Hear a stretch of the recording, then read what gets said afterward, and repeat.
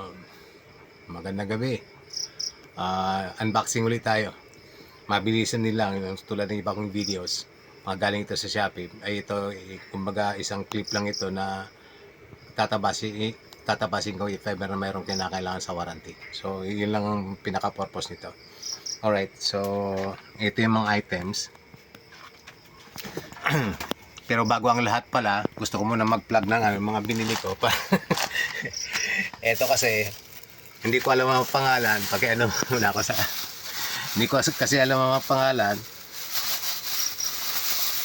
Kaya gusto ko lang ma-memorize. Ang tawag daw nila dito ay kabayan. Which is mamu naman yata ito kabayan. Na parang cake something. Kabayan daw. Kaya natatawa sa akin lagi binibilang ko kasi hindi ko alam ang pangalan. And ito naman yung banana loaf pala. So, yan. Kinakalaan, nakalista na sa YouTube para alam ko na pangalan. Kabayan. Kabayan. Then, ano ko lang din ang mga binili ko para sa bakit patay mga una. Okay, plug ko lang yung mga binili ko na para sa kasama sa binili ko kanina. Well, maliban do sa bigas, mga patoka sa manok, everything, ulam. Ito kasi wala na kaming can opener, so bumili ako ng manual na can opener. Ganyan. And para may ebidensya din lang ako na wala naman itong warranty, para out of lang naman, ebidensya lang naman. So yan. And ito is mga project ko, yung mga kulang ko kasi sa project ng sa tubig. Kaya this yun. Then wala kasi mabili na mga bolt. I'm not sure kung magkakasya to dito, but yan, binili ko lang para ilalagay ko sa later on bibidyoan ko ang ng project ko, mga DIY na project. So ito naman ay kasama lang sa meron na akong ito lang nakuha ko. Pag wala akong makuha talaga mas maganda dito na hindi ko magawa ito na maayos, bibili na lang ako sa Shopee. But in the meantime, meron na akong mga initial na gamit para sa mga next projects. So anyway, dito tayo sa main concern natin. Yung order sa Shopee na kinakailangan mabidyohan para doon sa warranty. Siyempre, sa delivery and yung laman siyempre. Umpisa natin sa kaya ito dito, kung ano itong hawak ko. Video natin to. Okay. Okay. So, tingnan natin. As usual, para mabilisan lang tayo.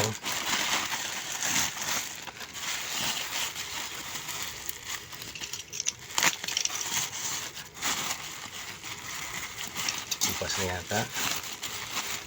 Okay. So, ito yung sprayer. Dalawa na kinuha ko nito. Kakabitan lang to ng bote ng sa Coke, sa mga family size yata na Coke. Yan na lang natin. So, tipid na siya sa sa doon sa body ng ng pang-spray niya. Ito na lang bibilhin. I think very reasonable. So ito na pang-spray ko ngayon sa halaman, insecticide, and pwede sa pang-spray sa anay. Bumili na ako ng reserve, so dalawa yan siya. Testing na rin siguro natin, mabilisan. First time ko rin lang makakita ng item na to, kaya sinubukan ko. Just wanna know if and of course, kinakailangan natin itong o-ring na to. Mayroon akong o-ring nito actually, mga o-ring, pero I think it's working. Alright, so di ko na kailangan testingin yung isa pa. Balik na muna natin to. Pag natin balik to, then yun, daan yung isa. Kaya itong ikalawa, so tingnan natin to. Tama ba itong pinapakita natin?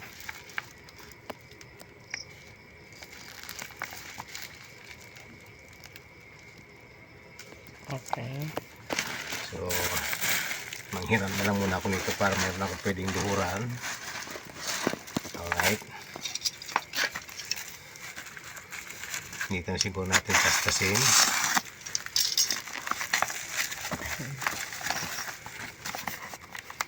I'm wondering what this is.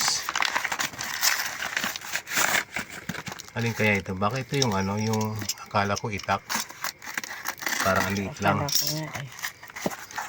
Ano ba to? Ano naman kaya yan? Kutsilyo lang pala. Ah, akala ko malaki, akala ko itak. Yung panganliit lang. Masyadong ano sa expectation ko. Akala ko itak. Pang ritual yata yan ah. Anyway. Dahil ito na rin na hindi umabot sa aking expectation. Ah, kahoy? Oh my God, akala ko itak. Carving pala siya. Oh, my bad. Okay, anyway.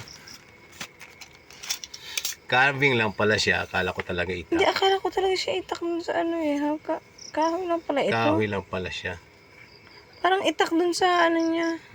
Mukhang may ano, may Itak hindi doon. nagkaintindihan sa sa advertising.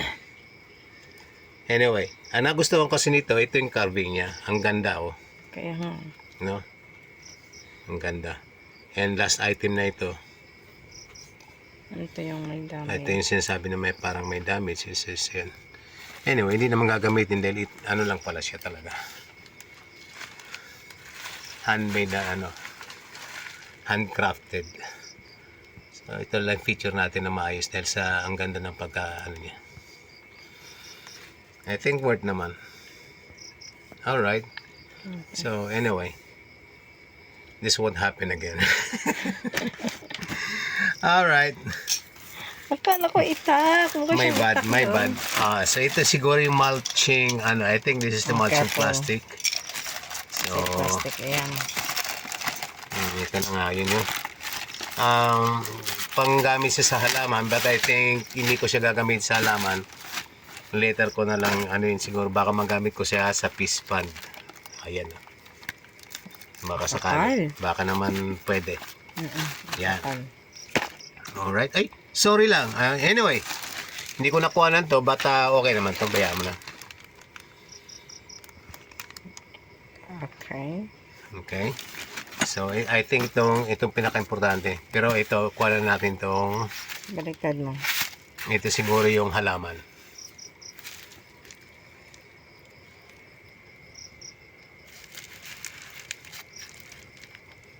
Okay. Alright. So, mabilisan tayo as usual. Sisirain natin ito.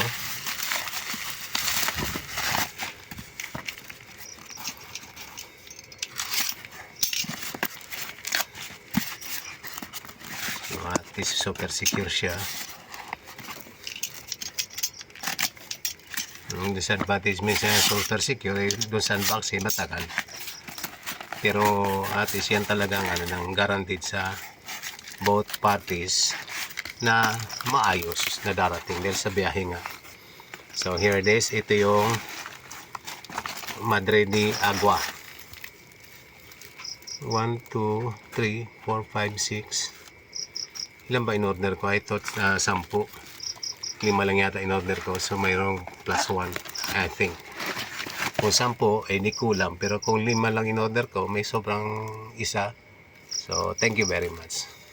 Itatanim na namin to kaya ako nagmadaling kunin ngayon. Inabot ako ng gabi.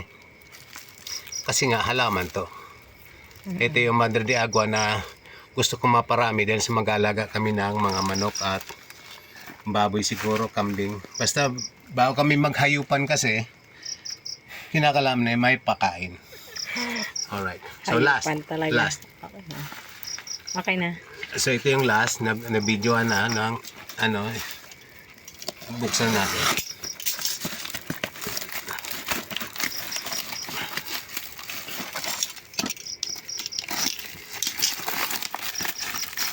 Ito ang medyo hindi kasing ganda yung pagka ano ng delivery. Nagkalasog-lasog yung ano. Kalasog-lasog yung Box. box. But as long as gumagana ito, eh, no problem.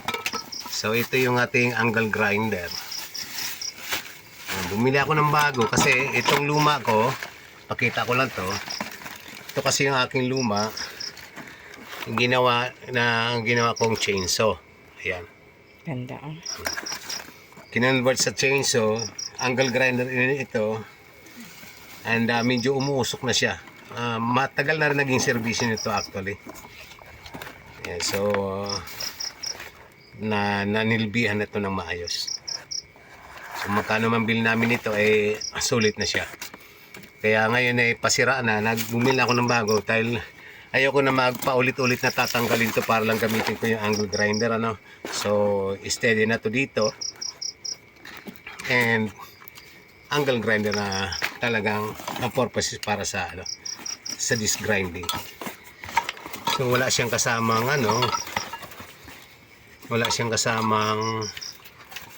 freebie na tawag doon This. na disc, but marami naman akong spare so ito lang naman talaga kailangan ko, kaya ito mura dahil ito lang talaga yung item ano yan. Walang damage yan kasi So hindi siya, titestingin natin to para lang mabilisan, para lang sigurado tayo, no? walang crack something kasi At titingnan natin siya. So titingnan ito pala yung mga kasama. I think tama naman. Not sure. Kasya naman siya. Higpitan lang to yung kanyang cover. And tingnan natin kung may crack. Sorry, gilid mo natin to para hindi ko na tingnan natin kung may crack. Mukha naman maayos. Angle grinder 1200 watts daw. I don't think hindi aabot ito ng 1200 watts nila. Ang liit lang niya. Hindi ko inasahan yan. Baka half lang yan. Baka 600 watts. So sure naman kailangan ko talaga maliit lang. Dahil sa solar lang kami dito na 3000 watts na inverter. So titest ko lang itong mabilisan. Sure, try lang kung talagang gumagana.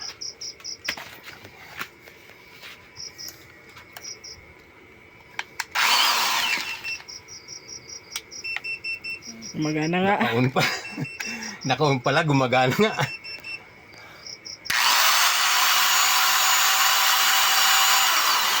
Alright.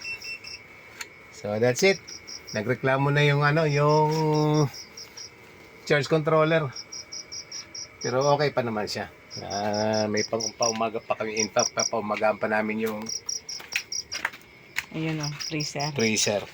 Gumagana pa. Kasi ang daming bumibilang yelo. Yan ang negosyo namin dito. Okay, so yun lang. That's it. Okay na. So far so good.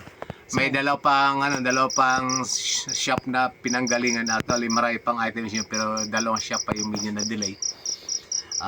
Baka bukas or Lunes ko na babalikan yun kasi nakikisuyo lang kami dun sa shout out pala dun sa Balong Canteen, dun sa malapit dun sa terminal ng jeep sa Silangan sa EFE Housing Silangan.